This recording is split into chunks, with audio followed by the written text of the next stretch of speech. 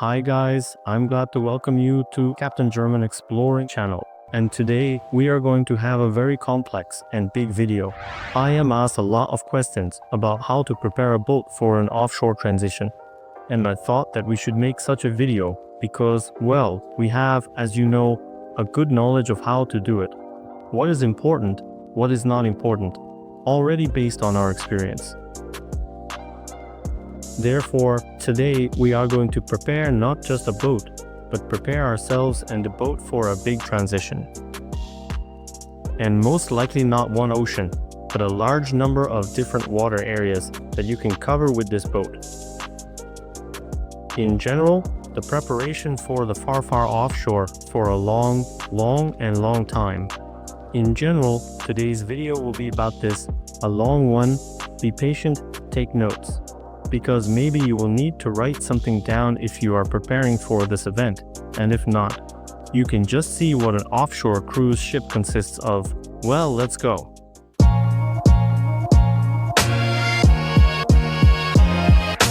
I remind you that all systems on the boat must be fully operational. If you haven't been on a boat for a long time, then of course you can't go out on any long transitions. It is necessary that the boat was fully operational, so that you understand which systems may fail, what you need to have with you in a spare repair kit, and so on. But let's go step by step. So, the first section is the deck and the hull of the whole boat itself. The part is underwater. I remind you that before a long transition, you need to make a new anti-fouling. This can, of course, not be done on the one hand, but it will significantly increase your average speed during the transition. And at the same time, if you are already going out so much longer, it is better that you have checked all the secocks, whether anything you have there under the water will not break off at the most unexpected moment. Check the shaft, drive, clean, change the anodes, which is very important, because then you will most likely change them. Well, it will be difficult, or you will need to do it over effort. If you have already lifted the boat, checked all the sections, checked all the anodes, checked the village drive, and the entire underwater part, you may not even think about it for a while, or for a year or two. Well, maybe in the second year, it will already be necessary to dive and clean the hull, but this is already a regular maintenance. By the way, I wanted to share my experience. Many yachtsmen put a soft anti-fouling, we put a hard one. Soft anti-fouling works better. It overgrows more slowly, and hard anti-fouling is usually for sleeping boats, for high-speed boats. But hard anti-fouling is convenient because you can dive in, take a spatula, and everything is cleaned off very easily. And soft anti-fouling, it overgrows less, but when it already starts to overgrow, you can't clean it, because you wash it off the case. Therefore, in our case, we usually put a hard anti-fouling, and so far our strategy is quite successful. In other words, we talked about the underwater part with you. By the way, I would make the level of anti-fouling for an offshore transition a little higher, because you are constantly in agitation, and you have the part that is closed by the anti-fouling will be fine. And what is higher? There will be this green fringe around, but if you hang the anti-fouling a little higher there, by conditionally 5 to 10 centimeters, then you will have overgrown everything that is less on the sides. And accordingly you will need to wash it less. So on the soundboard. When was the last time you serviced your winches? I guess probably never. Or a very long time ago. Especially if you have electric winches, disassemble them before the transition, change the oil in the gearboxes, change the brushes on your electric motors. Most likely they are fine. But if you have some kind of winch fails during the transition, and okay, if it fails, and if it locks, then you will get into a very unpleasant situation. Therefore, it is not difficult to make all the winches. They are disassembled very easily. You can fix it all in one day. If the electric ones take a little longer, you will need to buy oil seals. There is oil and replace it all. In general, this is all easily solved, but do not forget to do it. Then we climb the mast, and now we will check with you not even the rick. We will go back to this a little later. But we need to check that you have all the bolts on the mast in place. Everything was twisted. There were, very importantly, there were no cracks on the elements that hold your rig, hold the shrouds or in some way in Russian shrouds. All standing rigging has its own regulations and life cycle. Look carefully, 7, 8, 10 years. I think this is a critical value. If you go offshore, then it's already necessary to change everything. And of course, the settings of all verticals and diagonals are all mandatory. Do not spare this money. You are still preparing for a difficult transition. Everything connected with the mast and with the rig should work just perfectly. Well, at the same time, check on the mast, if you have already climbed there, whether your radar is hanging out. Because if he unscrews and starts slapping you on the mast when there is a big wave, you will need to climb there and do something about it. Check whether the antenna is held to the left of the sheaf, because they tend to unwind, and then like this it tangles. You can't climb there normally, because it's hard to do it on the waves. We go up to the mast, check all the fastening, ropes, shrouds, cables, everything that's there on the mast. You need to check everything. Look very carefully, take the key, and try to fit everything so that you have it set up. And do not have a brain for you. Many of their shifts, who travel with animals or who have small children on the boat, put nets on lifelines and tighten the boat around the perimeter. My recommendation is to do this regardless of if you have children and animals there. It is very convenient, because if you run, your slipper falls off there, then it does not fly overboard, but it remains inside the net. Pliers that fall, and they shoot into the net. In general, the amount of saved equipment that did not fall overboard due to the grids, I think we have already paid off these grids a long time ago.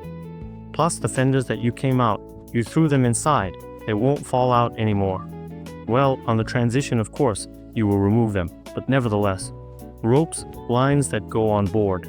You have thrown them, and they are lying inside the nets.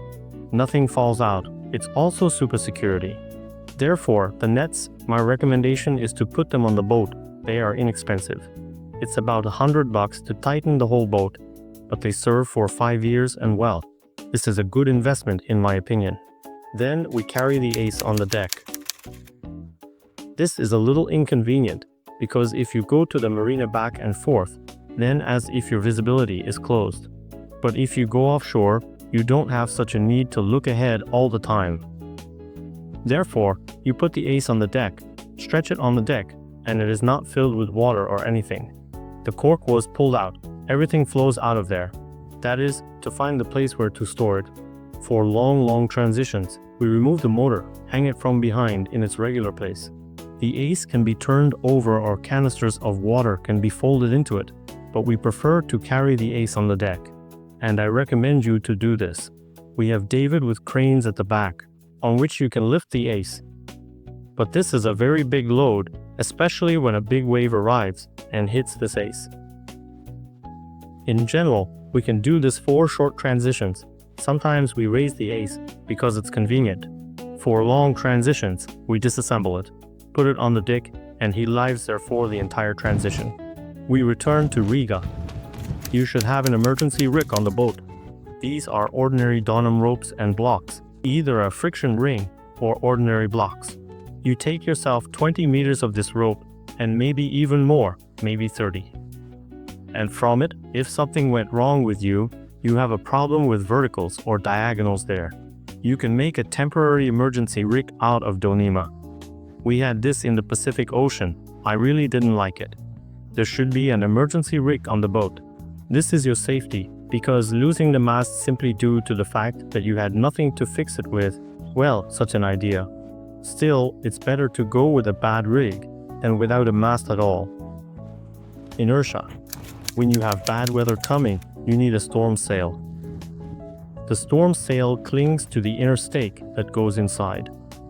In our case, we have a removable inner forestay, because when you walk sharply against the wind, and on Periglosinki, of course, when you have something inside it, it is very inconvenient, because the sail will fall on this stay, and you just need to pay a little more attention, that is, just like that to fly over from left to right. You will not succeed with the sail. But this is the point that holds the storm sail, while it is also your emergency foresail. If something happens to your forestay, you lose the mast. And if you have an inner forestay, then you have an additional point of attachment of the mast, and this, accordingly, is your safety. Yes, it's inconvenient to walk, but offshore, how much do you need? How often do you need to change tack? Once during the entire transition? Well, in general it does not matter, so the inertia forestay needs to be put. And it will still be additional security, like the second forestay and the cable on which the storm sail is attached. You must have spare rollers in the mast with you. Top cap, the rollers that are inside, and the rollers that are inside the boom, in order to be able to rhyme. If you have a full-in sail twisted into a mast, of course you have your own equipment there. You know what to do. But usually for offshore, people use sails in a lazy bag, because if something went wrong with you, then you have it. They just threw it into a bag and everything is fine with you. If you have it heeled in a mast, well, in general, you know this feature of yours, because who goes with a full-in is super convenient for walking under the shore, but it's not very convenient for offshore. But this is your boat, you know it well. My recommendation is, if you haven't bought a boat yet, then you are going to walk far a lot, then the lazy backpack is the right decision. And if there is a twist, it is convenient for more coastal yachting. So okay, let's go to the next section, sails. I want to say right away that all sails must be serviced, stitched, checked. Check the oof protection, check all seams. If you have new sails, it would be okay. If you have sails that have been there for 4 years, you definitely need to take them for repair, because the threads with which the sails are sewn from ultraviolet light are destroyed. The apron will still be good, of good material, and the threads will fall apart. Therefore, all the sails are sewn on the mainsail. If you did not have a third reef, the third reef must be delivered. Because, strange as it may sound, but often on cruise boats, such as the mainstream, weekend boats make to main reef, 3-hat reef. Therefore, the third reef needs to be delivered so that you have the opportunity, when the weather is very bad, so that you can put less sail, the third reef on the exchange. This is very important. We have a regular hat sail or jeep and mainsail, and in addition, I highly recommend buying a second spare hat. There are 2 prerequisites for this. First of all, if you have a torn hat, then you need to sew it, because you will not go on the main. Because in modern boats, they do not go on the main. If the boat is of an older generation, yes, you can go on the main, but as with new boats, you only go on the front sail. Basically, when you have big winds, big wind angles, there are 150, 160, 170. Your main does not work at all. If you have a torn front sail, you just take it off, put a spare one, and your boat goes on. And so we have had it very, very many times. Adopt this practice. It's a very good idea. And this sail, the front hat does not take up much space. There is a second plus. There are 2 grooves in the furler tube, in which one of them, your main front sail, is inserted. You can put 2 in parallel and tie them on one line. Then, if you go, you have the wind blowing in one of the sides. 2 sails are folded in one direction. There is a common line around the corner, and you use 2 sails as one. But when you go to the corners of 180, and this is the Atlantic, this is the Pacific, you unfurl 2 sails like this with a butterfly, because a butterfly, and they can tell me you can go to main and hat, but no. Unfortunately, due to the fact that very large waves are always a very cumbersome design. If you put a butterfly and you need to disassemble something quickly, it's very difficult, because you have preventers stretched across all sails, all over the boat. It's not done quickly. And when you have 2 sails, you have 2 outriggers such as a spinnaker pole, pipes that are inserted into it. It expands the sails. The sail is carried out, and you even get angles up to 150 degrees. That is 150. In this range the boat can hang out. It's super convenient. And such regular solutions, even if you take the old Amelie Super Marama there, they have a ballooner sail that also puts it on. This is a special sail made of thin fabric, such as a spinnaker. But this is the second landing sail. When your boat goes down screw under the courses, which are called dead run or running. In general, I recommend another second sail. Then you have an inertia. As I told you, a storm one is put on it. Stormy Stacy. You don't need a highway that goes instead of the main, because you won't go against the wind. When you have constantly stormy weather against the wind, you need to survive the storm. You set yourself a staysail and live with it. Next, you need big sails for weak winds. This is a zero cat or an asymmetric spinnaker or gennaker. I use these two sails. We have both a zero code and an asymmetric one. If there is very little wind, there are 6 knots, 7 knots, then the zero code will certainly not help you much. We need an asymmetricing because it works somewhere there 6, 7 to 12 knots to the wind, and working angles from 90 to 180. If you use the zero code, somewhere, probably, from 10 to 18, your zero code will work, and the angle to the wind is from 70 degrees. In other words, it is a more versatile sail. If you are limited with a budget and choose which big sail to buy for yourself, I would buy the zero code. It is more versatile. But if there is very little wind, of course you will not be able to walk on it, but somehow you will still be able to move. Therefore, we ideally summarize storm sail, 2 heads, main sail is standard equipment, code 0 is an asymmetric spinnaker. This is such a gentleman's set of sails that you need for a long stay and yachting on high water to cover long distances, because the conditions in the world will be completely different. And you definitely need a sail repair kit. This is an all, you can take the ropes for splicing right away, because you will have a lot of time. You can make very comfortable ropes with weaves. Consider this one set for working with rope sewing sails, because sometimes it happens that the sails are torn. And if you don't have a spare one, you need to sit down and sew, because you just stupidly have nothing to go on. Therefore, a set for sewing sails, and 4 sails that are light like a gennaker, which are made of nylon. There are such Velcro fasteners. You peel off such a stove right on the hole. If it has already torn badly at the seam, of course there is nothing you can do there. There is even such an anecdote with what speed the sails are torn. Well, somewhere around $1,000 per second. So, if you already have a price tag, they're $4,000 per second. Of course you just collect this sail and don't use it. But if it's cracked a little somewhere, then you can put a page. In other words, this set should also be on your boat. We move on to the next section within the framework of the sails. Reading is wounded, that is, it is a running rigging. These are all the ropes that you use on your boat. I would recommend that you just have one spare set of all the ropes that you have, but there are a few secrets I'm going to share my life hacks with you now. Pay special attention to probably to ropes that I would have more than one spare set to our Jeep furler, because here the ropes must be very rigid. We use the one that does not stretch at all with the bottom inside. And Jeep furler line is the rope that is super critical.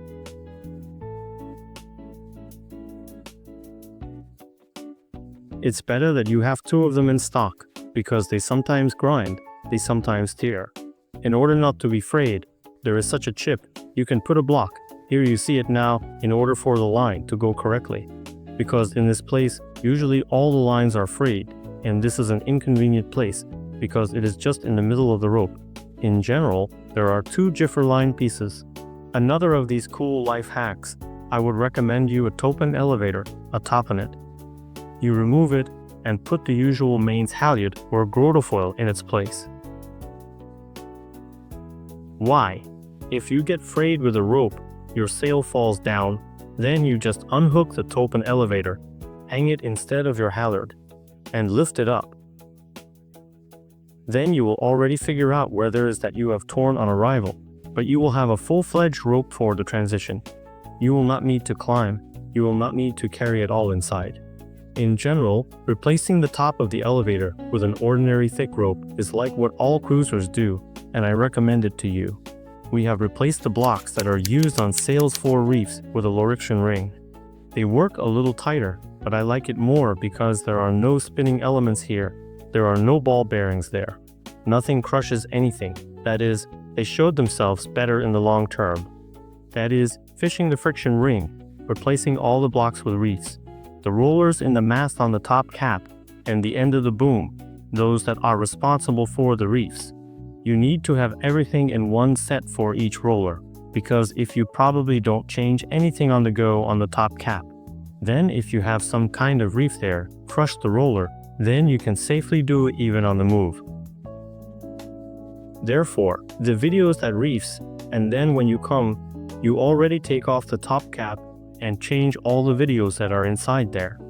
That is, all sets of rollers should be in your zip. Main sail sliders in the mast have, well, just a lot. That is, there are just a lot of 20 pieces so that you have. If something happens to you, you just change them to new ones, and that's it. If you have a full-in sail going into the mast, you know your problems, but we use lazy back. And I recommend lazy back as the main type of sails when you go to a large offshore. That's why I'm telling you how it's right in my opinion. If you have a full-in in the mast, it's convenient to walk. There are no questions. There are a little more risks for offshore. You need more attention on how to do it correctly. But this is your homework. I just told you what to pay attention to. So I wanted to say a few words about the engine. A big problem if something happens to your engine when you are somewhere offshore. In fact, the problem is probably not so much in the engine itself as in the areas that you fall into, in the risk zones. If you ever get somewhere, then you need a working motor if there is a reef or something like that. That is, there may be danger in this. Therefore, the engine must be serviced. If you don't have it in super good condition, you need to make it in good condition. Next, the repair kit. Each engine has its own weaknesses. If you have it relatively new there, you can safely score on it. If you still have it already old, you know the places that it can have. Well, the points of failure that may be, you need to have a repair kit, a set of what is needed for maintenance, that is, for the. Such sets, including filter oil, need to. Additionally, take another fuel filter with you, because if you have any bacteria in the fuel filter there, you will have to throw it away. And you have a couple more of them left there. But if there is a problem with fuel, and you don't solve it so quickly right away, so you need to at least have such a filter press. To clean everything there, put a new one, and there was a stock. That is, if everything is needed, they're in double size. Then it is possible for there to be 4 things. Well, and a couple of additional spare impellers. Well, and a couple of belts so that it all lies. So that's it with the engine. Go to the next section. So let's move on to the next section. Today, we will discuss the ace with you. What size ace is needed, what kind of motor, and so on. In general, the ace is, consider it your car.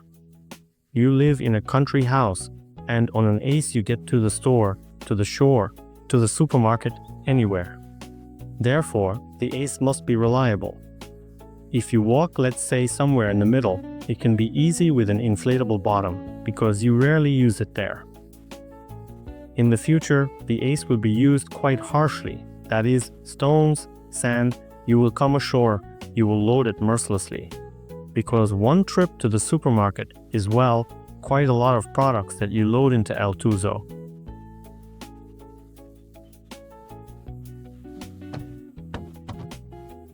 A hard bottom is required in size. Well, in principle, it's usually so that 4 people get into it with a lifting capacity. That is, it's 293/20, depending on the size of the boat on which you will put it. And of course, you need a powerful engine of 10 horsepower or 15. 15 is such a cruising gold standard, which carries a lot of food or weight, and plus 4 people on a skimmer is unlikely to come out, but with 3 it will be easy. Therefore, if you usually live together, then you will ride a glider all the time, if you are not overloaded. Therefore, a big powerful ace. By the way, about the ace's motor, I did a video before. The link will be in the description. And somewhere in the corner of the screen it appears. Now the little motor is rolling. Here you see behind me, I have Takatsu 3 and 5. This is the second motor that we usually use if, let's say, the first one broke down, so as not to row with oars. Because while you fix it for a day or two, and accordingly, this time you will ride on the oars, which in principle is not interesting to anyone. Therefore, you can take an inexpensive small motor, like there are 2 or 3 horsepower, and in principle, when you are such that you are 100 meters from the shore, you quickly put this motor there, whiz whiz whiz. That is, the ace with the motor is very light, and sometimes it is also quite wonderfully used. If you take some kind of complex 4-stroke engine, yes, after a long parking there will be a question. But if you take some kind of 2-stroke idle, it usually starts after 6 months of downtime there. You don't need to do anything in it. You need a repair kit for repairs. If you have an ace from high Pelona, this is a material that is resistant to ultraviolet light, and you do not need a cover for it. If you have PC, you need a cover for it, because PC is not very friendly with the sun. Well, and the repair kit that you have, if PC, then, accordingly, a repair kit for it, because another glue, another material, and Hapilon, respectively. Now a few words about security. An ace can be stolen, and there are many regions, even developed ones, such as Martinique, for example, an ace can be stolen. And they do it with great pleasure and quite regularly. Therefore, the ace needs to be secured with a chain, not a cable, because cables are usually very easy to bite. And even chains are very easy to bite. The only thing is that I also recommend a chainate on Martinique. On the 8 it's kind of heavy. Therefore, you will need to look at how you ensure security, where you attach the chain and not the cable. You will drive a lot on the ace, because, I remind you, it's like a car, you will use it almost every day. Naturally, there will be different fuel quality in different regions. In some regions, fuels with condensate, with water, with some kind of dirt, and so on. Therefore, you definitely need a water separator on the boat. I insist. This is the device that must be installed on the boat. The water separator works like this. You pump fuel into the main line. The water separator stands in the gap between the tank and the engine and separates all the liquid from gasoline, and clean fuel enters your engine. And when the fuel is dirty, any garbage remains in the filter, and water remains at the bottom of the separator. You can unscrew it, drain this water, and continue to use it as usual. Filters need to be changed quite rarely. In the kit, if you do not have them, then just buy more, they are cheap.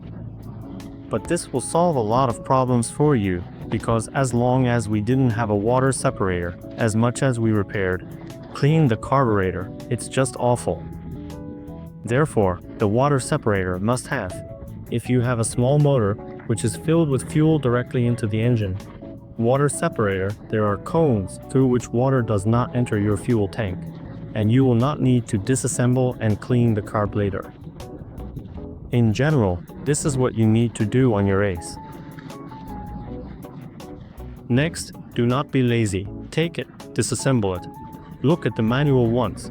When you have good weather, good mood, you will be standing somewhere in the marina, disassemble the engine, remove the carburetor. See how to clean it and figure out how it is done, because it is not always possible for you to disassemble and clean the carburetor. For the most part, you have to do it yourself, and you can do it with a good skill in 15 to 20 minutes. Here is the solution. Plus, you don't have to carry it with you in a repair kit, but just keep your knowledge in your head. A thin needle, everything has been cleaned, washed, and everything is clean and beautiful. Carburetors on different engines are different. You need to understand how the carburetor is cleaned specifically on your model. Therefore, we open YouTube, find your carburetor, see how it is cleaned, and you will have great happiness and luck in the future. Look at what repair kits are needed for the engine, because, especially if it is a 2-stroke, there is not much to break there. Candles are usually something that goes out of order, and they are inexpensive. They just threw about 5 of them into a box, and they lie there. It began to start badly. The candle was changed and it works well again. But the symptoms when you need to change the candles are when he starts working the engine intermittently, sneezing, coughing, starts badly, but when you have a clean carburetor, because it cannot be understood. In general, a repair kit for your engines and candles for your engines. In different engines, the candles are different. Look at the modification in the manual, which one is needed for your specific motor. Well friends, now let's move on to the security section. And we will start it with the preparation on the soundboard. The first thing I want to tell you about is jackline. These are the ropes that you pull along the side. I prefer ribbons, and I think that ribbons are more correct. The tethers that you cling to your vests slide better on them. So, right away the moment. I highly recommend that you never keep jacklines on deck, because the tapes are sometimes destroyed by ultraviolet radiation. You may not see it, but at the same time, if you fall overboard, this tape will break. Then there is no sense in it. If the weather comes, you put these ribbons, lay them out, pull them on. If there is no bad weather, you do not keep them on the soundboard. Remember, this is a very important point. Also, our life hack, our personal one, which we came up with, usually the tapes are put from the back duct to the front, and they lie on the deck. I think this is categorically wrong, because the tape itself is slippery. If you, especially on a wet deck, if you step on it, you slip right on the tape. And instead of giving you more security, it becomes a risk factor. We came up with the idea to do this. We attach this tape to the front duct, and then we attach the rear part, not to the rear duct, but to the handle which we have on the arch. The tape is located above the deck. You do not step on it. You don't need it inside the cockpit. And if you go outside the cockpit on the deck, you cling and have already gone hooked on this tape. If you need to work, let go and sort of mind your own business. Therefore, once again, we do not leave the tape in the sun, and it is advisable to make sure that this tape does not lie on the soundboard. There will be a safe passage for you. Okay, let's move on. The next item is the safety rules, regulations, and your boat must comply with it. The very first thing is that you must have a EPIRB. It must be programmed for EMC and it must be serviced, and the batteries must be fresh. Well, there are maintenance regulations. You will need to decide for yourself so that everything is within the regulations. Next, a lifeline. There are many different ones. With a ribbon with a rope that's buoyant, that stretches, it's so dynamic. And in order to save a person, if you happen to have a different board. Third, everyone's vests should be the same, serviced. Well, if someone wants to wear their vest, okay, but on a boat, all vests should preferably be inflatable. Not these big pillows, because it's inconvenient to work with them when you have such a sausage on you. It's super convenient. You just put on a vest, and if anything, it inflates, it's disposable. You also need to check the expiration dates before going out, and that the vests are fresh. Well, of course, let's say a tether should go with a vest, such a rope that you cling to in case of bad weather. The next point is a life raft. It must also be serviced. Also, it must not have an expiration date. If he is an expat, do an audit. If this expiration date has passed for a long time, that is, the expiration date has expired, then you need to buy a new one. Well, it is desirable to understand how it works. I had a video, the link will be in the description, somewhere in the corner of the screen. Therefore, friends, do not be lazy. Look at how it works, because you need to understand, if anything, how to deal with it. Well, regarding interpersonal security there, such as personal hay or EPIRBs, we carry a personal one with us, and if you fall overboard, you activate, and then a dot appears on your chat platter where you are. But this is more interpersonal, as you can already see your safety on the boat. But the basic rules, such as, there are rafts fests, there are programs, and in the radio. This is all, well, of course, everything must be properly organized. So, okay, we won't dwell on this topic for a long time. We had a video on the equipment. I remember everything about the first aid kit. I promised you to do it a long time ago. but we want to do it well, beautifully. Therefore, if there is some doctor among you who can help us and we just know everything how it works, but so that it is not some kind of crap, so that it goes through some kind of professional censorship, I will be very grateful. So write to me, if you are a person who understands this, we will make a joint video. It would be very useful for us and for all viewers of our channel. So everything, we have decided on security. We are closing this section. If I remember something, we'll finish it in the course of the video. Let's go further. So people, resources for the transition. About the preparation of food and so on, this will be a separate issue for us. I do not want to touch it in this video of ours. Here we are going to talk about the preparation of the boat, but I still want to tell you something about the resources. We have a number of points that we need to talk about with you. It's fuel, it's cooking gas, it's drinking water. I'll tell you about it in the desalination section. Well, let's go along the dotted lines like this, and now we'll look at it all. So, the very first one is diesel. How much fuel do we need for the transition?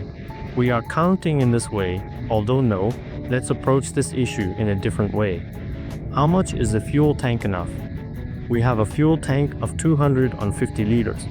Fuel consumption on a boat depends on the shape of the hull, on what kind of motor, shaft set down, drive, how efficiently it's all assembled. Therefore, each boat will have its own values.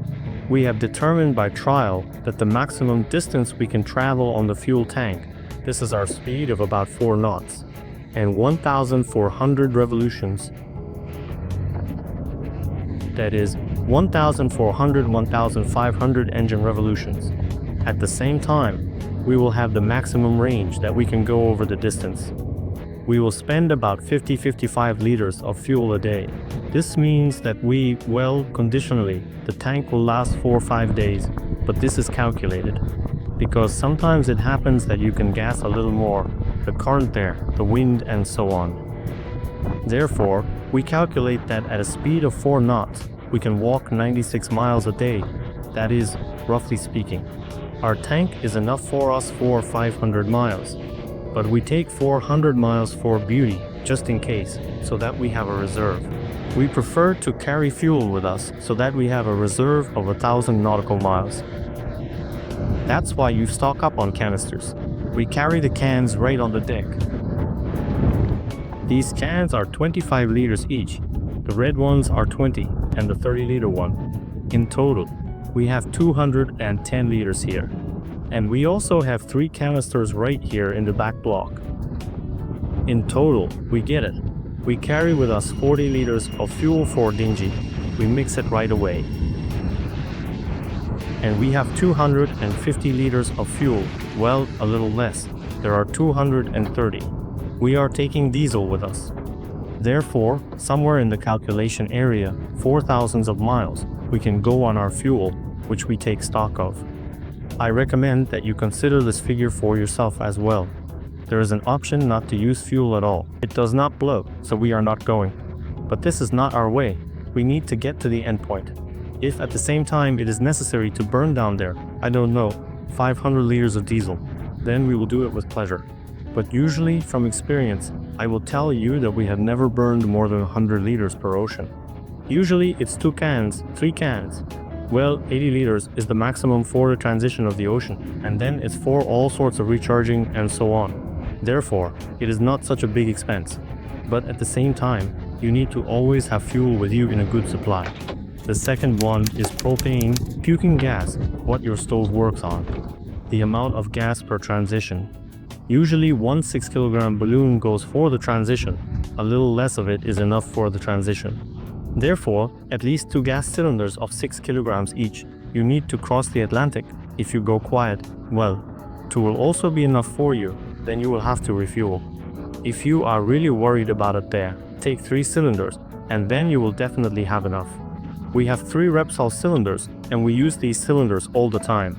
They can be refueled everywhere. We have them a little citineni. We have transferred them to the American standard, which is easily refueled throughout the Pacific and in Asia. Well, if you of course are somewhere there for a martini, then you can't refuel it there at all.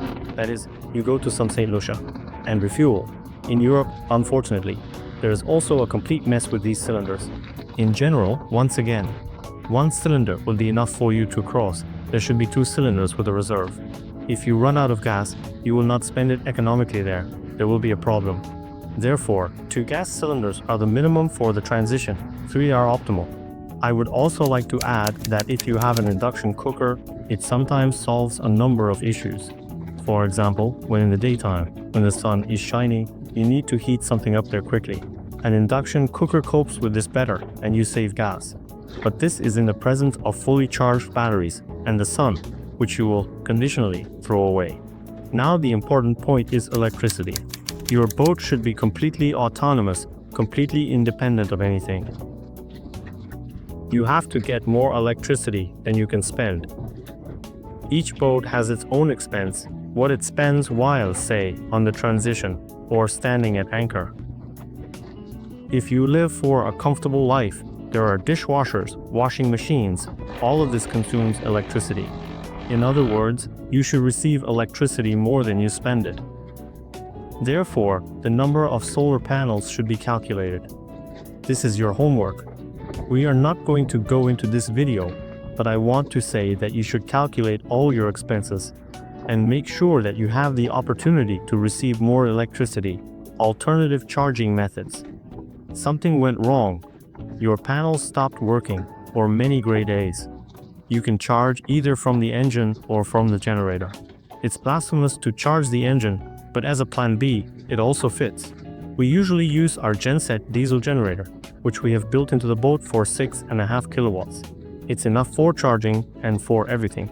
If you don't have such a thing, a gasoline generator on deck will be an opportunity for you to recharge when you already have, well, critical values. Therefore, you need to think, in addition to solar energy, firm where to get additional electricity in order for your batteries to be charged. If you use some powerful consumers, of course a lead battery is not suitable for you, you need lithium. We had a video about installing lithium. We have 12 ampere-hours on the boat. I believe that this is the minimum limit that is needed for a comfortable life. If more is possible, more is better. But 1,200, I think that 1,000 would not be enough for us already. But we have many different consumers. The number of batteries is a project. We receive, we give, we consider what capacity we need. You need the internet to navigate from resources, weather forecast, communication, getting information. We use Starlink. Starlink consumes like a refrigerator, that is a lot. And if you use it all the time, then you need to take this into account in the formation of your expense table. Because it is really voracious, it consumes about 50 watts. But these 50 watts are, by the way, 1200 watts per day. That is, it is more than a kilowatt, and you need to take them somewhere. Therefore, you need to take this into account for your comfortable life on the boat. And now the most important thing is water. I took the Watermaker to the end on purpose, because we are going to talk about it in more detail with you now. We have our 60-liter desalination plant. If we turn it on, we consume electricity.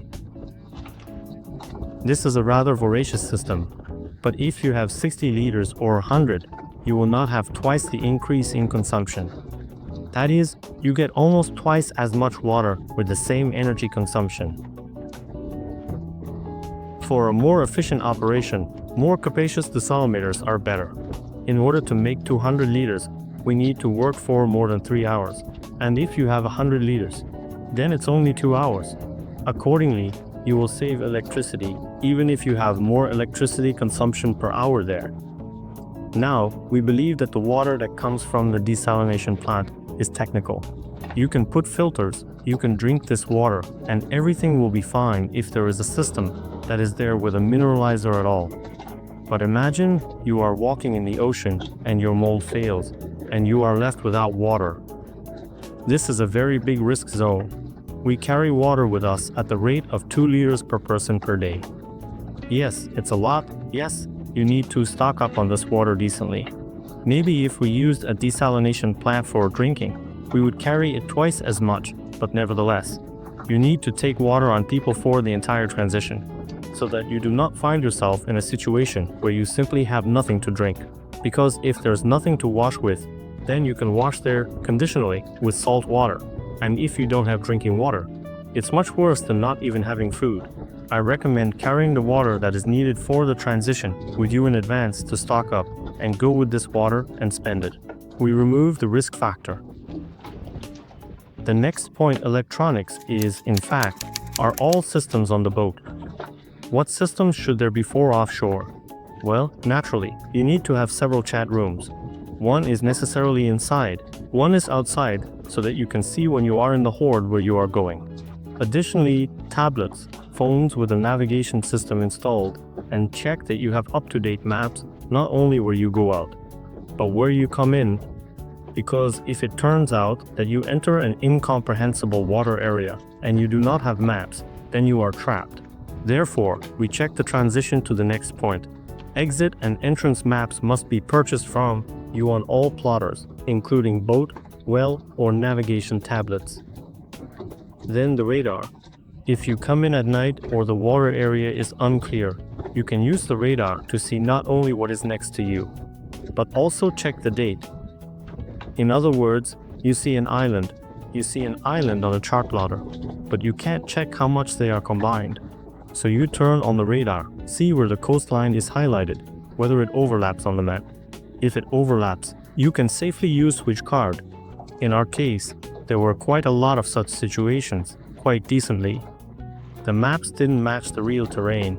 Yes, this is not in developed regions like the Caribbean, but nevertheless, there are regions in which this does not work. Therefore, the radar is needed, plus some fishermen that you may not see them, they may be without light.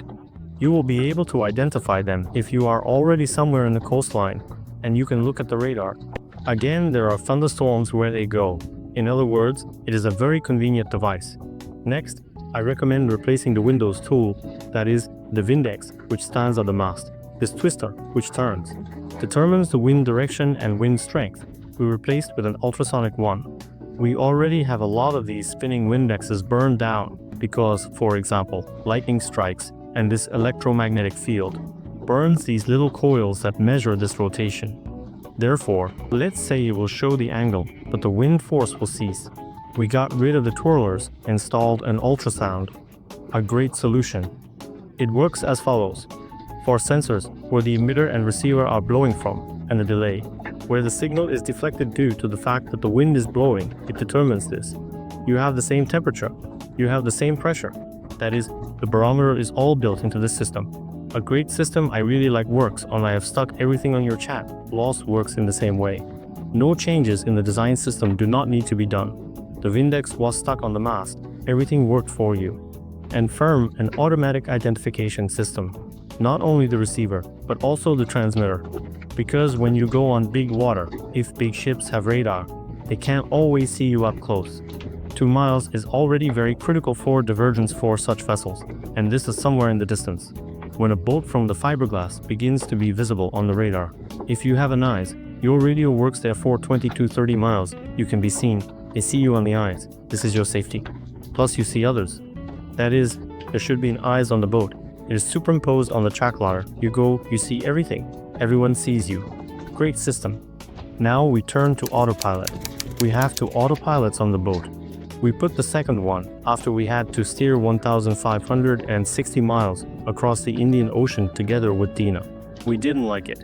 If your autopilot breaks down during the transition, and this happens, by the way, is not as rare as it seems to you. I have a lot of people who walk across the ocean. They were faced with the fact that their autopilots failed, and for 3 or 4 days, people were steering with their hands. We won't even go far. The first Atlantic was steered with our hands. The second Atlantic, we steered with our hands. Well, already in the Caribbean, I put the second autopilot. We have implemented it like this. One autopilot is integrated into the general system by default. That is, you can control the chart plotter. There is wind navigation. Everything that is a full-fledged convenient autopilot. And the second autopilot, so oak, so wooden, which only needs a compass, and that's it. That is, we use Rymar and T300. This autopilot just needs battery power. A computer, a separate line drive, you can turn it off, but they work in parallel with us, that is. We have 2 independent autopilots. The only thing I did was the helmsman sector. We have a separate sector for autopilot. I made it so that if our sector breaks down, Then I brought the second autopilot to a separate attachment point on a large sector, which the handlebars are wound up. This is done so that if something happens to the autopilot sector, our second autopilot will still work. Yes, this is a big investment, but believe me, if you need to steer with your hands for a very long time, and you don't have the opportunity to lift the autopilot, and there are such breakdowns when you can't lift, let's say the autopilot, then turning on a second autopilot is always a great solution. And if you have one, then you will steer with your hands. An anchor. In the future, you will be anchored a lot, so the anchor should be good. We replaced our delta, which was originally in our boat. I think delta is an absolutely lame anchor, and in general it's probably one of the worst anchors I've ever used.